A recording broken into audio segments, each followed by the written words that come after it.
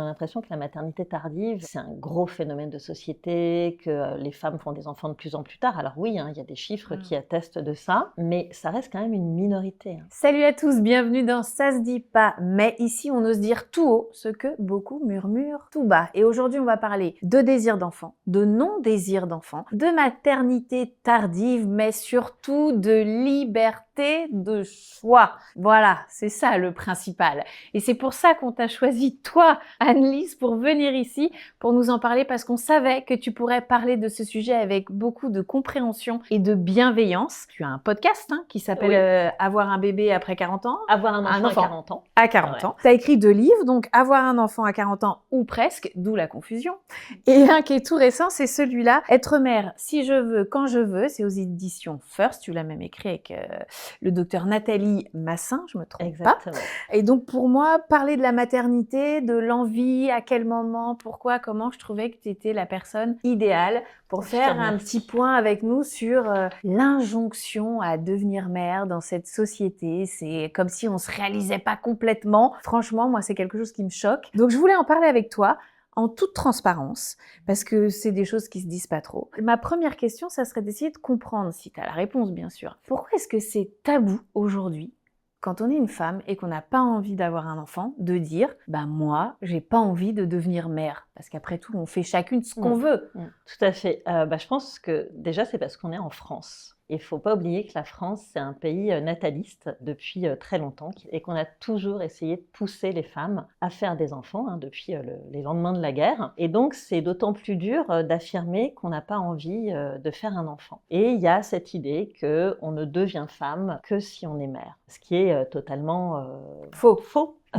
Soyons très clairs. Et je pense d'ailleurs que les jeunes générations le comprennent mieux et viennent beaucoup plus questionner leur désir d'enfant plutôt que de se mettre en mode pilote automatique, je vais faire des enfants, acheter une maison, un chien, etc.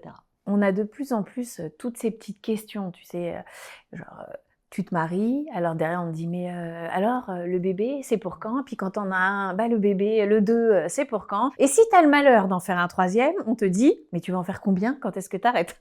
Donc en fait il y a cette petite question qui est hyper énervante et si je devais en choisir une, c'est celle qu'on pose beaucoup aux femmes quand elles ont dépassé la trentaine. Bah alors c'est pour quand? Alors moi perso je trouve ça énervant déjà parce que on sait pas, peut-être que ça fait 5 ans, 6 ans, 7 ans, 8 ans ou plus même que la personne essaye et qu'elle vit un truc super dur parce que ça vient pas. Donc déjà, c'est quand même dur de remettre une couche. Et puis en plus, de quoi on se mêle? Exactement. C'est très très énervant. Alors moi, cette petite phrase, je l'ai eue pendant 10 ans. Tu vois, entre 30 et 40. Et puis à partir de 40, on m'a plus posé aucune question. Comme si j'avais passé l'âge. Et j'avais choisi mon camp, je faisais partie de celles qui n'auraient pas d'enfants, qui ne voulaient pas d'enfants. Mais est-ce que c'est vrai, tu voulais pas d'enfants à 30 ans? Alors oui, moi j'en voulais pas à 30 ans. J'en ai voulu autour de 38 ans. Via une rencontre, la famille recomposée, la rencontre donc avec mon beau-fils. C'est là que mon désir d'enfant a émergé. Mais de 30 à 38 ans, j'avais pas spécialement de désir d'enfant et j'avais cette question récurrente. Alors c'est pour quand? En plus j'étais en couple, donc un couple bien installé, qui fonctionnait bien. Donc on se demandait pourquoi j'y allais pas. Là t'en avais pas envie maintenant, mais tu t'étais pas dit j'en aurais jamais non plus. Alors j'en voulais pas et j'étais quand même assez claire sur le sujet, d'autant que j'étais musicienne. Moi, j'étais bassiste dans un groupe de rock, donc si tu veux, la maternité était quand même très très loin de mon univers. Alors j'avais des copines qui commençaient à faire des enfants, j'en avais aussi un certain nombre qui n'en faisaient pas, et du coup, je me nourrissais de beaucoup d'autres choses, tu vois, j'avais pas ce besoin, entre guillemets, de me reproduire. Et c'est comme ça que je le disais. Moi, j'avais, on va dire, une vision très... mentale de la maternité, tu vois, et je m'étais pas trop penchée sur la question. Et c'est vraiment la rencontre avec mon compagnon actuel et surtout mon beau-fils qui a changé la donne. Qui t'ont fait changer d'avis et qui t'ont fait naître cette envie. Voilà. Pendant la trentaine, en fait, tout le monde te saoulait un peu avec ça. Est-ce qu'il y en a qui t'ont sorti le fameux argument « Non mais là, tu vas regretter, après tu pourras plus ». Ah oui, que j'allais finir vieille avec des chats. Oui, j'ai aussi eu « Mais qui va s'occuper de toi plus tard ?» Oh mon Dieu, les pauvres enfants. Non, je vous jure, mes enfants, Ouais. si vous nous regardez, je ne vous ai pas fait pour que vous vous occupiez de moi. Mais ça me ferait plaisir quand même, hein. C'est ça. Alors toi, tu leur as répondu quoi? Ah ben moi, je répondais: «Non, mais moi, ça va, enfin voilà, j'ai pas envie de me reproduire». Je disais souvent ça: «J'ai pas envie de me reproduire, Ouais, parce non, que ça c'était va». volontairement un peu fort C'était un pour peu mettre les gens provoque. un peu mal à l'aise. Tout à fait. Et tu vois, à cette époque, il n'y avait pas trop la notion d'éco-anxiété. Moi, j'avais le sentiment qu'il y avait beaucoup d'enfants sur Terre qui demandaient à être adoptés et je voyais pas pourquoi j'allais en refaire un. J'étais plutôt dans cette démarche-là aussi. Je me disais, bah, si je dois devenir mère un jour, j'adopterai. Après tout, ça me paraissait beaucoup plus logique. Pourquoi, à ton avis, est-ce que notre société, elle a vraiment autant de mal avec cette idée, parce que c'est ça aussi, hein, c'est la société qui nous éduque aussi un peu comme ça, avec le fait qu'une femme, elle puisse choisir. C'est ça, en fait, c'est la liberté de choix. Il y a des femmes qui choisissent de ne pas avoir d'enfants parce qu'elles veulent faire le tour du monde, bien grand leur face, et puis il y en a qui font le tour du monde avec leurs enfants, hein, mais quelle que soit la raison, de toute façon, c'est un choix. Pourquoi la société, elle a tant de mal avec ça? Si on oublie l'histoire juste de l'après-guerre, l'envie de... Parce que là, Macron, il a dit qu'il fallait qu'on refasse des enfants. Oui, oui, oui, oui. Oui, mais pour les envoyer à la guerre. Ouais, Donc, il a ça, dit, oui, c'est- ça, c'est pas lui Là, qui l'a non, dit ça, tout de suite, mais c'est sorti derrière. Donc bon, ça, c'est bon, peut-être c'est- qu'on n'aura plus jamais de président qui a pas d'enfant maintenant. Voilà, c'est possible. Ouais, c'était pas très adroit ça. Mais je pense que c'est un peu ancestral, hein. Ça fait appel au rôle prédéfini de l'homme et de la femme. L'homme qui partait chercher la pitance et la femme qui s'occupait du foyer et qui était là pour se reproduire et pour faire grandir l'humanité. Là, on est en train d'en sortir. Il y a quand même une parole qui se libère autour de ça. Je trouve que les réseaux sont super intéressants pour ça. Il y a des comptes hyper intéressants qui permettent justement de s'y retrouver. Tu vois, moi, j'aurais adoré avoir ces communautés-là à Oui. 30 ans, mais je crois que oui, c'est profondément ancré en nous et il faut du temps pour changer les mentalités. Alors, avant qu'on en arrive à ce que tu me dises que ça t'a fait de devenir mère, je voudrais une dernière question sur cette partie de trentaine. Le fait d'être femme sans être mère, tu t'es sentie femme pleinement, on est bien d'accord. Oui. Oui, oui. Ah, mais oui, totalement. Je n'ai jamais ressenti ce manque. D'ailleurs, par la suite, je ne me suis pas sentie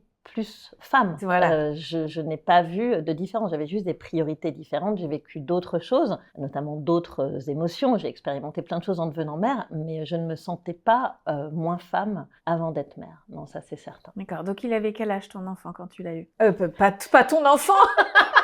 Toi, tu avais quel âge quand tu as eu ton enfant? Alors écoute, moi j'avais 41 ans et demi. Il a 11 Il ans. a 11 ans. Ouais, ouais. Donc 41 ans et demi, il y a 11 ans, on pouvait commencer à se dire « Ah, c'est un peu tard ». Exactement. Ça choque moins aujourd'hui, mais c'est important quand même d'ajouter un petit bémol parce qu'on a l'impression que la maternité tardive, c'est un gros phénomène de société, que les femmes font des enfants de plus en plus tard. Alors oui, hein, il y a des chiffres qui attestent de ça, mais ça reste quand même une minorité. Il y a seuls 6% des femmes qui ont plus de 40 ans à la naissance de leur enfant. Donc ça reste une minorité, mais il y a beaucoup de stars qui en parlent, il y a un tabou qui se lève et c'est très bien, mais attention, il n'y a pas plein de mères tardives. Ça reste quand même quelque chose d'un peu exceptionnel de devenir maman après 40 ans et donc ça nous place aussi face à des projections de la part des autres, un regard qui peut être un peu sévère encore, des réflexions déplacées, etc. Ok, je te propose un petit jeu pour détendre un peu l'atmosphère. C'est très simple, je vais dire soit une petite phrase, soit un mot. Tu dois me répondre j'aime ou j'aime pas. Ok. Et m'expliquer pourquoi. Donc, bien évidemment, j'ai choisi des choses qui vont t'amener à réagir. Oui, ok. Tu te doutes bien. L'horloge biologique. Alors, j'aime pas trop. T'aimes pas le terme? J'aime pas trop le terme. Je trouve que c'est un peu anxiogène. Et surtout, j'aime pas trop le fait qu'on en parle à tout va. Alors oui, il y a une réalité, hein, c'est que nos ovocytes vieillissent avec nous. Toutes nos cellules vieillissent avec nous. Et donc, on est moins fertile quand on avance en âge. Pour autant, la fertilité, elle ne chute pas brutalement. Elle baisse progressivement. Donc oui, il y a une horloge biologique, mais il faut la laisser à sa place. Voilà, il ne faut pas qu'elle prenne toute la place et qu'elle vienne créer trop d'anxiété par rapport aux femmes qui ont un désir d'enfant ou qui se questionnent sur leur désir d'enfant, qui ne savent pas encore très bien. Il faut les informer sur leur fertilité, mais pas les assommer avec l'horloge biologique. Ouais, sinon on ferait tous les enfants quand on est à la fac et qu'on fait ses études, Voilà, comme ça c'est tranquille, ça marche bien à ce moment-là. Exactement. Mais bon, il y a 2-3 problèmes qui s'ajoutent avec là. Faire un bébé toute seule. Alors j'aime bien, je pense que c'est une option. Voilà, c'est une option intéressante qu'il ne faut pas hésiter à explorer. Pas trop tard. si on ne trouve pas le bon partenaire. Et puis, je pense que les jeunes générations, aujourd'hui, se disent qu'elles vont faire un bébé toutes seules parce que c'est leur façon de devenir mère et c'est complètement OK. Ça peut être aussi un choix délibéré. Moi, les femmes que j'accueille, on a plutôt la sensation que c'est un peu un plan B. Mais ça peut être vécu comme un plan A aussi et ça peut bien se passer. Et surtout, il ne faut pas en avoir honte, pas culpabiliser. C'est une façon de devenir mère qui est aussi très chouette. Le congé parental version 2026. Aujourd'hui, ils veulent le rallonger un peu, mieux le rémunérer, mais il ne pourra pas y avoir un seul des deux parents qui choisit la formule longue. C'est-à-dire que si chacun prend le maximum de ce à quoi il a droit, il aura beaucoup plus que ce à quoi on a droit aujourd'hui. Mais s'il n'y a qu'un seul parent qui le prend, il aura moins que ce qu'on a aujourd'hui. Et il sera un peu mieux rémunéré. Donc en fait, c'est intéressant si vraiment le conjoint, puisque majoritairement ce sont les mères, puisque c'est elles qui ont les plus petits salaires, donc c'est le revenu qui manquera, fera le moins défaut aussi, qui prennent le congé parental. Mais si le père le prend pas lui aussi, finalement c'est pas du tout intéressant pour pouvoir rester auprès de son enfant longtemps. Oui, tout à fait. Oui, il faut... J'ai un peu dit ce que j'en pensais moi. Non, mais bien sûr, il faut que les pères se responsabilisent aussi par rapport à l'arrivée des enfants et prennent ce congé parental, comme ça se fait dans les pays du Nord, par exemple, qui sont intéressants à ce titre-là. Donc, écoute, il faut espérer que ces messieurs s'investissent plus dans ce début de parentalité. En tous les cas, c'est pour ça que ça a été créé, pour les aider à trouver leur place, parce que c'est aussi pas facile pour les hommes de s'imposer et de trouver comment prendre leur place de père, et ils tâtonnent un peu, quoi, comme nous, on tâtonne au début. Exactement. Une petite dernière, les femmes qui savent depuis toujours qu'elles ne veulent pas d'enfants. Il y a des femmes qui, à 20 ans, disent déjà « Ah non, mais moi, jamais de la vie, je veux pas d'enfant. » J'aime bien, c'est génial de savoir ce qu'on veut. Moi, ce que je conseille, c'est d'assumer pleinement, évidemment, ce désir ou ce non-désir et de ne pas hésiter à le re-questionner régulièrement pour pas avoir de regrets. Ça ne veut pas dire forcément revenir sur ce qu'on s'est dit à la base, mais éventuellement se reposer la question à chaque nouvelle étape de vie, peut-être à chaque rencontre aussi, ça peut être intéressant avec un nouveau partenaire, s'assurer qu'on est bien sur la même longueur d'onde que lui, qu'il n'y ait pas de mauvaise surprise aussi par la suite. Mais bien sûr qu'il y a des femmes qui le savent, c'est une évidence depuis le début, et qui vont faire leur vie et s'épanouir pleinement sans enfant. Voilà. Et parfois, comme ça t'est arrivé à toi, une rencontre peut changer les choses. Donc, c'est pas parce qu'on dit depuis 10, 20 ans qu'on n'en veut pas, qu'on n'a pas le droit, à un moment donné, de changer d'avis. La liberté de choisir. Voilà, c'est ça le secret. Alors, dans ton livre, Anne-Lise, il y a une partie que j'ai beaucoup aimée, justement, par rapport à l'envie. Tu listes des tas de questions qu'on peut se poser pour savoir si on a vraiment envie. Et alors, moi, j'aime bien recevoir des gens qui pensent pas toujours exactement comme moi, ou en tous les cas, qui me montrent un chemin qui était très éloigné du mien. Comment est-ce que c'est possible de ne pas savoir si on a envie ou pas envie? Enfin, je me dis, c'est soit on a envie, soit on n'a pas envie. Donc, d'où on se questionne. Toi, tu as rencontré plein de mamans, de futures mamans, ou de pas futures d'ailleurs, mamans, qui étaient dans cette espèce de je sais pas. Oui, d'ambivalence. En fait, on peut se retrouver dans une ambivalence extrêmement profonde, douloureuse, qui nous fige dans un espace-temps, parce que plus rien ne peut bouger autour, tous les projets de vie sont à l'arrêt. Et cette ambivalence, elle est souvent nourrie par des peurs, mais des peurs des deux côtés en fait. La peur de devenir maman, la peur de ne pas devenir maman. Parce que, d'une façon générale, prendre la décision de faire ou ne pas un enfant, c'est une prise de risque. Et cette prise de risque, c'est quelque chose qu'il faut accepter. Voilà. Ah oui, c'est sûr que c'est pas comme dire j'achète ou j'achète pas ce paquet de gâteaux. Si on regrette, c'est pas très grave. On ne rend pas l'enfant. L'enfant, c'est pour toute la vie. Et voilà, l'enfant, c'est pour toute la vie. Et d'un autre côté, quand on a vraiment passé l'âge, on a passé l'âge. Même si la technologie aujourd'hui nous permet de faire des enfants jusqu'à tard. Voilà. Tu veux dire qu'en fait, cette pression sociale, cette peur de regretter ou de ne plus pouvoir, c'est quelque chose qui est tellement présent que même quand on ne veut pas d'enfant, on continue d'avoir ça dans un coin de sa tête parce qu'on se dit oh là là, oh là là, oh là là, quoi. Ouais, tout à fait. Puis c'est quand même le modèle dominant de faire des enfants. Donc la véritable envie, si on répond à toutes les questions que tu as listées dans ton livre, on peut la connaître? Alors, on peut savoir de quel côté penche la balance. Et puis après, c'est des choses qui peuvent se creuser en thérapie parce que, tu l'imagines, c'est assez complexe en fait. Voilà, il y a effectivement la pression sociale.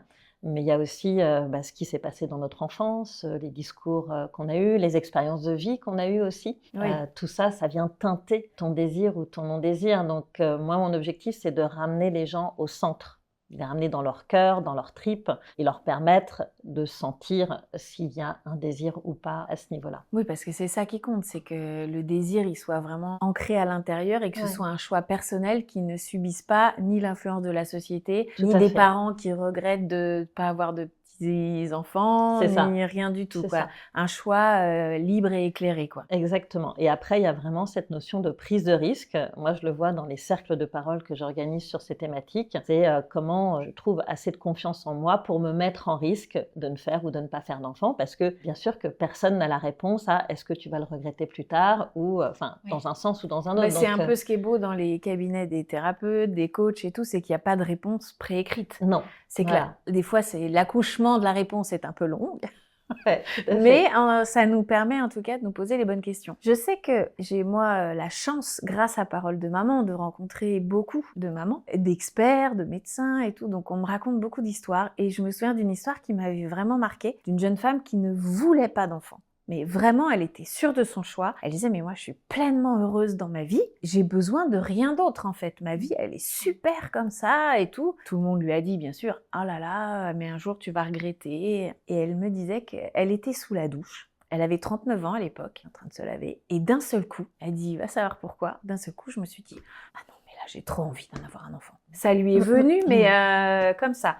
Et elle a eu la chance d'avoir un super petit garçon, avec qui elle est très bien, très heureuse, et elle n'a jamais eu l'envie d'en avoir un deuxième. Voilà. Donc, comme quoi, l'envie peut naître comme ça. C'est quand elle s'est sentie prête, tout à fait. L'envie est arrivée. Il y a un âge quand même où toi, tu conseillerais de se dire, bon, là, il faut vraiment que j'arrête une décision. Alors, moi, je conseillerais déjà de réfléchir à la préservation ovocitaire. Ok. Donc, de quand même se poser la question autour de, je dirais, 33, 34 ans, 35 ans, de voir si on a une réponse. Bon, voilà, parfois on n'a pas de réponse, on est encore dans l'ambivalence, mais d'envisager d'aller préserver ses ovocytes, d'aller congeler ses ovocytes au cas où. Donc c'est quoi la première phase? On va voir son médecin, on fait un bilan de savoir combien il nous reste en réserve. Voilà, on fait un bilan de sa réserve ovarienne. D'ailleurs, ce bilan, il peut provoquer ou pas une préservation ovocytaire, parce que si la réserve, elle est pas très élevée, voilà, ça peut être un argument pour préserver ses ovocytes. Et de toute façon, ça reste encore une fois une décision extrêmement personnelle et il faut qu'il y ait une grande liberté de choix vis-à-vis de ça. Mais c'est intéressant déjà de dire qu'en France, c'est pris en charge, qu'on peut le faire jusqu'à 37 ans. Et donc, si on est dans une ambivalence, qu'on ne sait pas encore trop, ça vaut le coup d'aller préserver ses ovocytes. Ça permet de gagner un petit peu de temps, de se laisser le temps de rencontrer la bonne personne, par exemple, si c'est ça qui bloque. Oui, on veut choisir, mais on veut tout choisir. Oui. Donc maintenant, on devient quand même assez difficile. Oui, oui. On n'est pas prêt à prendre quelqu'un en disant « ouais, bon, c'est pas trop mal ». Non, on veut vraiment quelqu'un de super. Donc c'est difficile de se décider. On dit il y a à peu près un âge parce que majoritairement, c'est à ce moment-là chez les femmes qu'on doit commencer à regarder. Mais est-ce qu'il y a des signes physiques qu'on peut... Parce que ça se voit pas. Par exemple, la réserve ovarienne, on va pas voir, on va pas sentir qu'il y en a moins qu'il y a 2 ans. Donc est-ce que physiquement, il y a des choses qu'on peut voir, sentir et qui peuvent nous alerter? Oui, alors Nathalie Massin, qui est oui, c'est plus une question de spécialiste. Voilà, elle t'expliquerait ça beaucoup mieux que moi. Mais pour avoir écrit le livre avec elle, je sais que par exemple, quand on a des cycles un peu anarchiques, quand on commence à avoir des problèmes, qu'on n'est pas sûr d'ovuler, qu'on a des cycles qui changent de taille, on peut repérer aussi un déséquilibre hormonal, c'est bien quand même d'aller voir s'il n'y a pas quelque chose qui ne se passe pas comme ça devrait se passer, et surtout s'il n'y a pas des solutions pour justement réparer ce qui fonctionnerait pas bien, entre guillemets. C'est bien de connaître son corps, d'être à l'écoute de son corps et de s'informer sur sa fertilité. D'une façon générale, moi, le conseil que je donnerais, tu vois, aux trentenaires, c'est de ne pas rester dans l'ignorance, d'être quand même actrice de leur fertilité et de connaître justement, voilà, ce que c'est qu'un cycle, ce que c'est qu'une ovulation, qu'il y a un vieillissement ovocitaire qui peut s'accélérer à partir de tel âge, etc. Et alors, admettons qu'à 35 ans, on n'a pas le partenaire de nos rêves, on fait un petit bilan, on voit que c'est en train de chuter, qu'on n'est pas dans la moyenne haute en tous les cas. On se dit, allez, je préserve quelques ovules, je les mets de côté, et puis qu'arrivé à 40, 45, on n'en a toujours pas envie. On va enlever le côté j'ai trouvé ou j'ai pas trouvé un partenaire, on oublie cette idée-là, on parle vraiment que de ce désir d'enfant. Et si arrivé à ce moment-là, on n'en a toujours pas envie, on fait quoi de ce stock? Alors, ce stock, tu peux le donner, tu peux le détruire. Voilà, il y a des options parce qu'il y a beaucoup de femmes qui ont besoin d'ovocytes, qui ne peuvent pas réaliser leur projet bébé avec leurs propres ovocytes. Alors, plutôt quand on avance en âge, mais malheureusement, aujourd'hui, ça arrive aussi Ça sur arrive à la des fin jeunes femmes aussi, oui. de la trentaine. Voilà. Les ovocytes, c'est précieux. Voilà, d'une façon générale, les ovocytes sont précieux, il ne faut pas hésiter à les donner. Et puis si on ne se sent pas de les donner parce que c'est quand même aussi une certaine démarche intellectuelle et psychologique, on peut toujours détruire ce stock. Voilà, Ouais, ça c'est possible. Ouais. Parce que ici, je le rappelle, on ne juge pas, on fait des choix en fonction de soi. Exactement. Voilà. Et on accueille avec bienveillance des avis très différents. L'idée, c'est plus de vraiment pouvoir échanger pour pouvoir un peu essayer de mieux se comprendre. Et alors, ça va te paraître évident, mais j'aimerais qu'on revienne dessus parce que tu nous en as déjà parlé. On est bien d'accord qu'un bébé, en aucun cas, ça peut donner à une femme le sentiment qu'elle est accomplie. Même si c'est quelque chose qu'elle a toujours voulu dans sa vie, ça nous rend pas plus femme. Non. Ça nous rend plus mère, en fait. C'est tout. Tout à fait, tout à fait. Alors, il y a des femmes qui se sentent plus femmes en devenant mères. Ça, je pense qu'il faut... Voilà, ça existe. Ça existe, il faut le dire. Moi, j'en ai parmi les femmes que j'accompagne, tu vois, il y en a qui pensent qu'elles vont devenir plus femmes en devenant mères. Et parmi celles qui sont devenues mères, certaines ont la sensation d'être devenues plus femmes ou plus accomplies. Voilà, comme s'il manquait une pièce de puzzle. Moi, c'est pas mon expérience, c'est pas ma sensation. Mais je pense qu'il faut accueillir aussi tous les ressentis et surtout, voilà, ne pas laisser entendre que c'est une condition sine qua non pour être accomplie ou pour être femme. Mais on a le droit de se sentir plus femme ou plus accomplie en devenant mère. C'est OK aussi. Voilà. Tout est OK.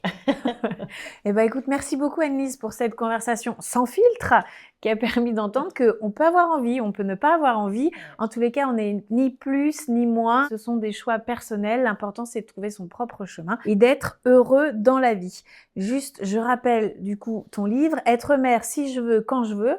Donc Anne-Lise Pernotte, à côté de moi aujourd'hui, mais le livre a été écrit aussi avec Nathalie Massin, qui elle est médecin. Donc elle apporte tout le côté médical autour de l'obstétrique et de la gynéco avec des infos sérieuses du coup. Voilà, et avec beaucoup une façon de vulgariser, avec de l'humour aussi, sur tout ce qui touche à la fertilité et qui peut être considéré comme un peu rébarbatif, mais elle arrive à en faire quelque chose de très sympa et de facile à lire. Voilà. Bon, et ben moi aujourd'hui je fais le souhait que toutes les filles qui veulent devenir mères puissent le devenir quand elles le veulent et quand elles le peuvent.